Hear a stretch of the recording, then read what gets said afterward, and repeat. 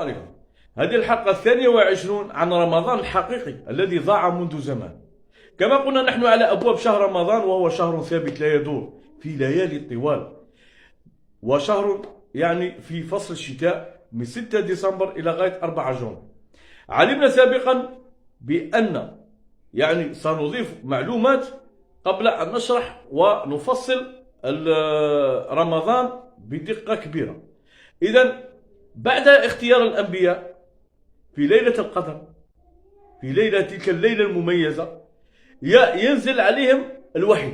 بعد اختيارهم ينزل عليهم الوحي، ويفرض أول شيء يفرض عليهم هي الصلاة، كما في سورة المزمل عن نبي الله محمد قوله تعالى: إذن يا أيها المزمل ناداه بالتي الحالة التي هو عليها متزملا طقس بارد، قم الليل فرض عليه قيام الليل نصفه أو انقص منه قليل أو زد عليه. والآية التي بينت لنا بأنها هي الأولى قوله تعالى: إنا سنلقي عليك قولا ثقيلا، بداية نزول الوحي.